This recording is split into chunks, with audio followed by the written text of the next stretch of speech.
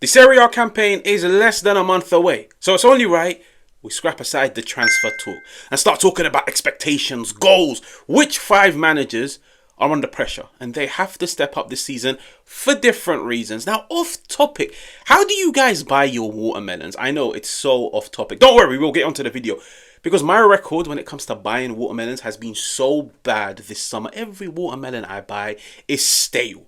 Now, I've grown up to picking up the watermelon and slapping it on the left, on the right, on the top, trying to hear that little echo because it means there's more juice inside of it. I don't know, maybe it's just like a Middle Eastern Arab thing. How do you work out which is a sweet watermelon, which one is a bitter watermelon, which one is ripe?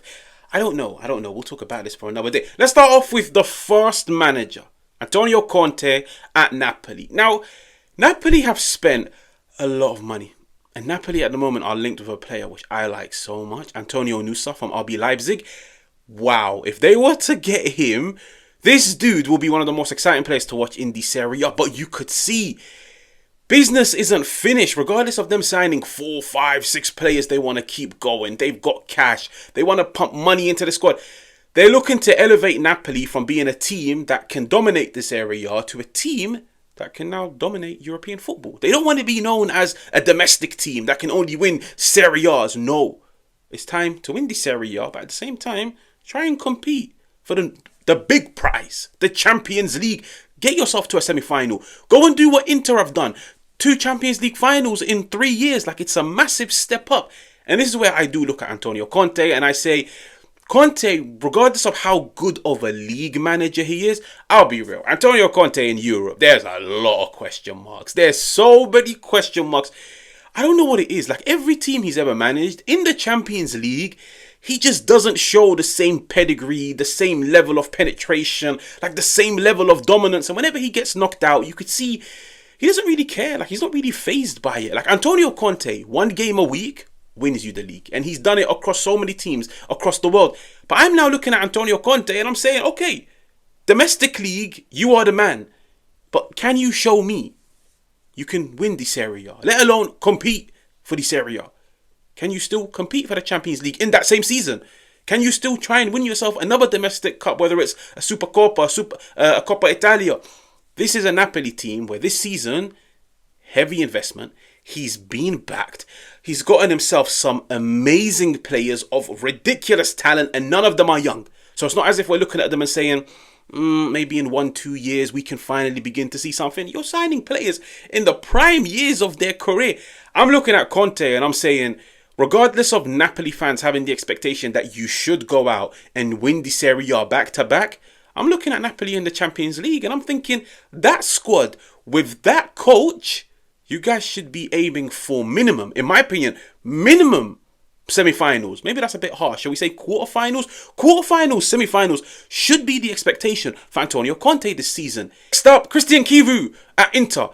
Now, this one is a weird one, I'll be honest with you guys. Am I convinced by the appointment? No, not really. But the only thing that tells me maybe, just maybe, it can be the next big thing is Beppe Marotta. I'll be honest with you guys. Like, even when he brought in Simone Inzaghi, who, fair enough, had done far better things at Lazio than Kivu had done at Parma, I did look at it and say, Simone Inzaghi to replace Antonio Conte? Like, is this the right appointment?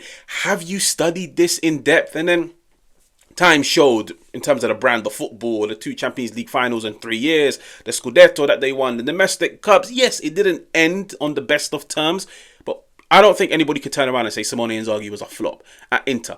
When it comes to Christian Kivu, I feel like there's a lot of pressure on him. I really feel like there's a lot of pressure on him. Mainly because if last season, Inter 1 didn't reach the latter stages of the Coppa Italia. So let's say they got knocked out, I don't know, round of 16 or I don't know, the quarters, okay? People will turn around and say, maybe they're not that good. If Inter didn't compete for the Serie A and they didn't reach game week 38 with a chance of winning it, maybe people will turn around and say, this team is too old. This team is not good enough. The good players are not that good. If Inter didn't reach the Champions League final, having beaten Bayern Munich, Barcelona, people would turn around and say, maybe this team is not that good. It needs some heavy investment. It needs some capital investment. Maybe we need to rebuild this entire team. I think the fact that Inter could have potentially won the treble last season. It indicates one thing for us all. It's a good squad. It's a good squad that needed further improvements. It's a good squad that needed some depth. But as a whole, it's a good squad. You don't reach Champions League final without having a good squad. You don't reach the latter stages of the Coppa Italia without having a good squad. You don't compete for the Serie A without having a good squad. And I'll be honest with you guys, regardless of what Kivu has done in the game and the fact that he's a novice in my opinion and he's very underexperienced, I feel like the expectation should still be, you've got yourself a good squad that could have won a treble last season. You need to go in and maintain that level of standards. You need to go in and maintain that level of standards. If you don't, it's time for you to go. That's just the way that I look at it. I feel like the moment people start looking at Kivu and saying, you're not as good as Simone Inzaghi, you're not as experienced as him, like maybe this job is too big for you, so because of that, we're happy with a top 4 finish. That's when all standards goes out the window. I'll be honest with you guys. That's practically the beginning of the end of your club. Once you start lowering the standards and accepting mediocrity. So I'm looking at Kivu and I'm saying, yes, this job is too big for you, but at the end of the day, you got appointed for a reason. So it's time to step up and show you can handle the pressure. So for me, I'm going to have a lot of eyes on Kivu, on his style of play, his tactics, how well he can manage at a top club, and what he can get into competing for. Next up, let's merge manager number 3 and manager number 4 together, because what I'm about to say applies to both. Milan, Juve, Allegri, Tudor. Now, of course, Allegri is more experienced in the game in comparison to somebody like Tudor. But I'm more looking at it and just saying, look at the clubs you guys are managing. Look at the clubs you guys are managing. I feel like the moment, the day, the hour, the second that comes when a Milan fan starts to look at their coach and say, it's your first year in the job. You didn't really get backed financially. It's fine. I'll accept top 4. Very similar to what I said about Inter. That's when mediocrity starts to creep into your club. And that's when all standards goes out the window. And without you even knowing, you start becoming fans that celebrate getting top 4. It's like it happened in the Premier League with Arsenal. They went from competing for trophies. They went from being invincible and winning league titles to 10 years later, Arsenal fans were just celebrating getting top 4. When they get Champions League football, they're celebrating. They're over the moon. Everybody's looking at them saying, you were a team that used to win trophies, that used to compete for trophies. You were a team that was feared across the world. And now, because of the manager, because of the players, because of the lack of money spent, you're just happy to get top 4. I look at Milan and I look at Juve in a very, very, very similar way. Two teams that have dominated Italian football. Regardless of your coach, regardless of the players that you have, every single season should be a season where you've got high standards, where you've got high expectations. Whether the manager is experienced or not, whether he's, I don't know, a dinosaur approaching the end of his years and his tactics don't suit modern football, whether you've got the second, third youngest squad in the league, whether you've got an aging squad that requires investment, look at the club, look at the badge. And I'm looking at Tudor and I'm looking at Allegri this season, and I'm saying at the end of the day, you guys are managing top clubs. And the reason why these clubs, in order for these clubs to remain top clubs, the standards have to remain at an all-time high. They have to remain at an all-time high. The moment you start sitting down and making excuses like, oh, like, Tudor's only ever managed Marseille, Verona, like, come on, take it easy on him. Yeah, that's when you start accepting mediocrity. When people start looking at, I don't know, maybe Allegri and saying, oh, well, he's had a year out of the game. Maybe this squad doesn't really suit his tactics. Oh, he never got himself the striker that he wanted. That's when mediocrity starts entering your club. And next thing you know, you're celebrating Super Copas. You're celebrating Europa League football.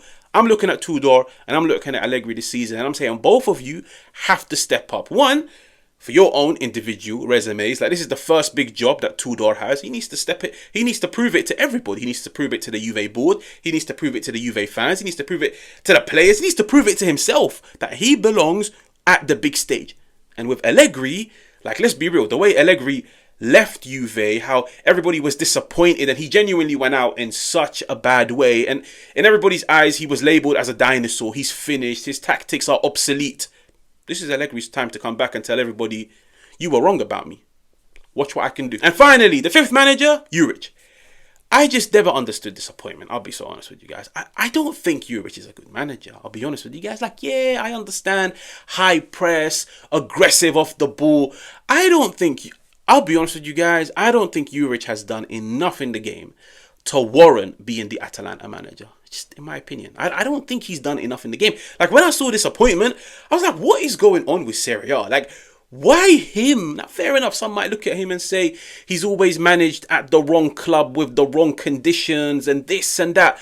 I just don't think Uridj is good. And the fact that he's now walking into a team where, one, hands down, you could genuinely make a case, they played the best brand of football in Italy for the past 3 to 4 years under Gasperini, okay? The fact that last season, up until March, April, they were competing for the Scudetto. The fact that the year prior, they won the Europa League, having beaten invincible Bayer Leverkusen. Okay, then when you look at the overall squad development, when you look at the brand of football, when you look at the tactics, when you look at the fact that Atalanta have now become a regular team in the Champions League. Atalanta is now one of the teams that you know every single season is going to represent Italian football in the Champions League. You're taking over that team. Now, fair enough, some might turn around and say, but he's lost Retegui. But he's potentially about to lose Lookman. And in my opinion, if he loses Lookman, there's a very high chance he goes on to lose Edison. But I'm saying next season, if Atalanta finish in like 12th or 13th, that's failure. That is failure. It's now your time to coach. Just like how Gasperini took himself Scamacca from West Ham, who is genuinely like in the bracket of one of the biggest Premier League flops. And he revived him and turned him into this amazing player. Same thing that he done with Lookman. I'm now looking at Uridj. Like, people forget, Lookman was genuinely a flop in the Premier League. Nobody wanted him. He was a laughing stock, especially after that penalty that he had against West Ham. Came to Napoli. And look at the way he revived his career. But it's mainly because of somebody like Gasperini. So I'm looking at Uridj and I'm saying, regardless of the players you sign, regardless of the players that you let go of, you have now walked into a team that's now got the standards of Champions League football, season after season. That's now got the standards of, when we play against the big teams, we don't get bullied anymore. This isn't baby Atalanta anymore. This is big boy Atalanta. The one, like the rags to riches story. You know what I mean? Like, get rich or die trying.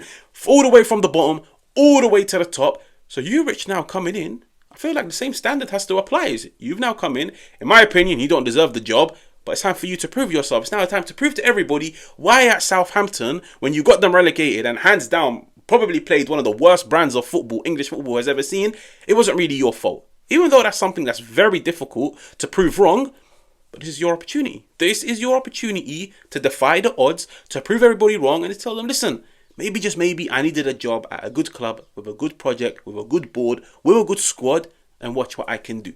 But for me, those are the 5 managers that I'd probably look at. My 5th would have probably been Gasperini, but I just looked at Uridj and I was like, maybe this is just a personal thing. Uridj, you have to prove yourself to me.